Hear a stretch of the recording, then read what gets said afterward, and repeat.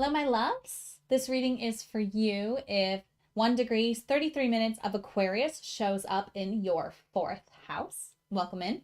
If you have not already watched the introduction video linked in the description here, please go ahead and do that to catch you up with what it is that we're going to be talking about. So, fourth housers. Fourth house is ruled by the fourth sign of the zodiac, which is Cancer. The moon rules Cancer, so the moon is also the ruler of the fourth house. The fourth house deals with Cancerian and moon themes, which is home. It's the house of home. It deals with nurturing, ancestry, youth, family, and origins. So this is where in your life this new moon, or this moon and this sun are coming together in the sky. So this is where it's pinging in your chart. It's pinging this part of your life. It's saying, hey, put a little energy, put a little emphasis, focus on this place of your life because we're pinging it.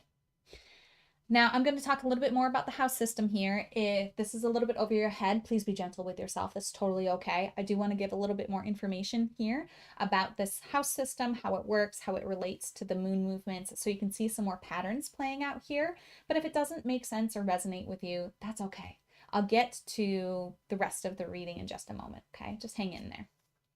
If you're using the whole house system, the Aquarius energy being in your fourth house means that your rising sign is Scorpio.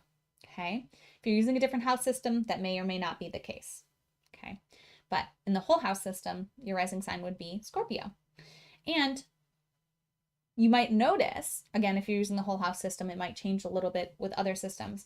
But in general, the houses with the new moons are going to keep going numerically around the circle here. So you see little Bitmoji page is holding this wheel. And so this new moon is happening in the fourth house, where the next new moon in Pisces is going to happen in the fifth house for you. Again, it may change depending on degree point, depending on which houses system you use. The houses are different sizes in Placidus. And in equal house system, it doesn't start until the degree point of your ascending sign. So especially with its 0 degrees, which actually the last 2 moons have been in 1 degree. Sorry. This one's in 1 degree, and the next 2 new moons will also be in 1 degree of their sign. So if your ascending sign is later than the 1 degree point, it may change where this falls for you. Okay. Again, sorry if that confuses you. One other thing that you might notice is the full moons are also going around the circle, but they're going around the circle opposite. So what's opposite the wheel that Paige is holding, Bitmoji Paige is holding down there? What's opposite 4? Well, 10 is opposite 4. Okay, so that is where this full moon in Leo will happen for you. Again, if you're using the whole house system, this is why I like the whole house system. It's simple and general and easy to explain. Okay, back to reality, back to non-teacher page.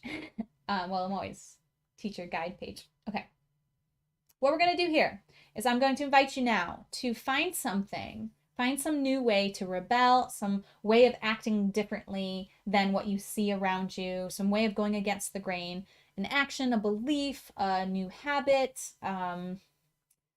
any change that you want to make that's going against the grain within the realm of your home.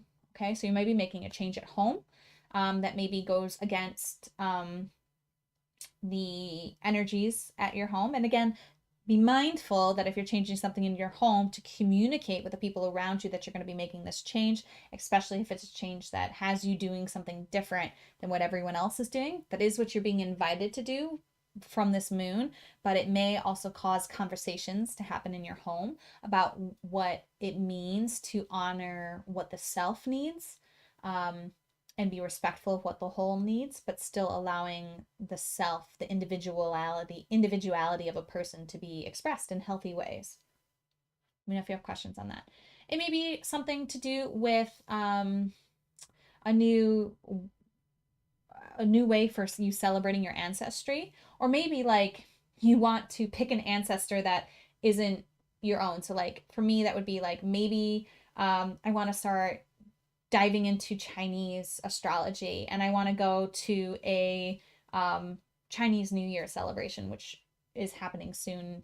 I don't know if it happens in Aquarius season during this Aquarius new moon or not. I think it does. It might not. I'm not sure. It's happening soon though, in February.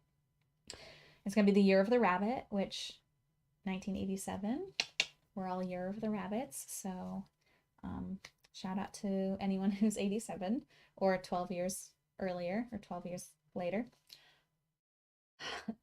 So you're going to pick something within the fourth house. Could be something with, maybe you're going to be nurturing yourself differently than you have in the past, than you've seen in your home before. Some sort of act of rebellion in the home. But again, if you're choosing to rebel in the home, make sure you're communicating that this isn't, it's not rebellion for the sake of rebellion. It's rebellion for the sake of you, what's good for you, and ultimately what's good for the whole, because as people are encouraged to be their unique individual selves, even within a home setting, that invites other people to be their unique individual selves. Okay, so you may be inspiring rebellion in other people in your home as well, which may or may not feel safe to you. So again, be very gentle with yourself in what you choose, especially, again, rebellion in the home is never fun. My Uranus is in the fourth house, so I feel this energy strongly. I rebel when it comes to themes, like my family is my blood family. I have a tribe, but I also feel like entirety of humanity is my family, and that could be an act of rebellion. That's a very Aquarian theme. So you might just start moving forward in your life with the assertion that everyone you meet is a family member, is a cousin, is a nephew, is a niece, is a grandmother, grandfather, father, mother. Okay. That's an act of rebellion, right? Because society does not treat people that we don't know, strangers, as family. So that could be definitely a way that you rebel, okay, within this house. Does that make sense? Let me know if you have questions. Let me know if you have trouble coming up with something. Make sure you come up with something before you watch this next part, okay? So if you haven't already, taken a few deep breaths, called in your support team, and opened your heart to receive the guidance that's most aligned for you at this time, please do that. Okay, cards flipped everywhere. I think it's this one card that didn't fall down but flipped. Okay. So here is your card. Ooh, I like it. So you have fond. Again, my pronunciations may be off. I have to research these a little bit more. She's the goddess of charisma. Her number is 45, so you may see the numbers 4, 5, and or 9, and or 45, showing up to kind of emphasize this message. Her keywords are attraction, presence, and appeal. Her country of origin is Ireland. Here's her message. A charismatic event due to divine energy will ignite sparks of joy in you, lighting up your world and those you meet. Bonds of communication formed will now endure like Fan's silver chain.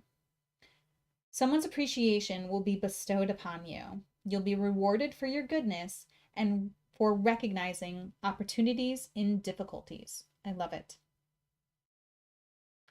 Okay.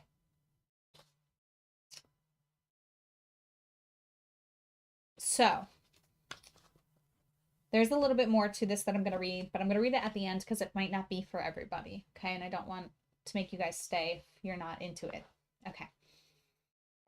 So what I feel coming through with this card is that as you act on or make this shift or this commitment to whatever change you're making in the house of home, you're going to be rewarded. You're going to be seen for this change. You're going to be supported in this change. It feels very loving. And it actually feels like this change ignites the sparks of joy within you and lights up your world and those you meet. Or it may be a life event that happens around this theme. Okay. That's really helping to spark this within you. you're going to be rewarded for your goodness. So let's say, for example, you chose to just treat humanity as if they're all your family, okay? And you take some sort of action based on that understanding and that awareness. Like you treat a stranger like they're your brother, okay? Or something like that, or a child like it's your child. And you just do it out of the goodness of your heart. You do it because you're making this change and you're rebelling in this way, and someone sees that and it means so much to them and they reward you for that gift. Like they reward you for seeing their family member, their loved one, as a loved one of yours. Okay, that's just one example of how this could play out. Obviously it depends on what you chose, right? How this will really play out for you. But it also says that you're recognizing opportunities and difficulties. So if you chose to make a change in your home and rebel against kind of the home dynamic or what's happening in the home at this time, it may be that, like, as you sit down and you explain to everyone that you have your own unique way of being, you need it to be honored, you want to encourage everyone else's unique way of being and figure out how to honor that. It may be that that is that your ability to see an opportunity in this change, like this could be difficult for everyone, right? But you using it as an opportunity to encourage your family to celebrate their own ways of rebellion in the home. Like, how do they want to be different in the home, and celebrating that instead of punishing it, right? That's a way of seeing an opportunity in a challenge, and someone is going to see that, recognize that, and reward that. Okay. And you're not doing it for the reward. You're not making this change, acting on this because you need that reward, because you're trying to get it. But she's saying that this joy, this light, this way of being that is inspired through this change you're making is going to be rewarded. Okay. And yeah, a charismatic event due to divine energy will ignite sparks of joy in you. So there may be something around this energy that also just comes into your sphere just by you making the choice to rebel in this area of your life. Like your family dynamic might change, or you might like be moving to a new home or something like that. Okay. All right. I've talked long enough. Okay. For those of you who are interested in Fawn's spell to enhance charisma, you can stay with me. The rest of you, I love you. You can head on out. I know working with the energies in this way, since spells isn't for everybody. This is a new deck for me. I haven't used any of these spells, so I'm new to working with this energy too and casting spells in this way. So again, total respect if that's not you. And please don't judge me if for offering this, because this is what's in the deck. I got this deck and I'm being guided to share this, okay? Because it's going to support some people. Sprinkle a handful of sea salt into a bathtub of running water. Light a candle and take a bath. Look at the flame and ask for its light to cleanse your aura. Put on clean clothes and light a candle in front of a mirror. Turn off all electric light. Sit and look in the mirror while absorbing the light of the flame. This will recharge your inner light and raise your vibration. Put your fingertips and palms together in a prayer position while asking for your charisma to be strengthened. Put your fingertips in the center of your forehead, your third eye, and ask for light to enter you. Put your hands in the prayer position again and say thank you. Leave the candle to burn safely or snuff it out. Now we are complete. Thank you so much for tuning in. Enjoy your new moon. And as always, namaste. The universal light within me salutes and honors that universal light within you. Namaste.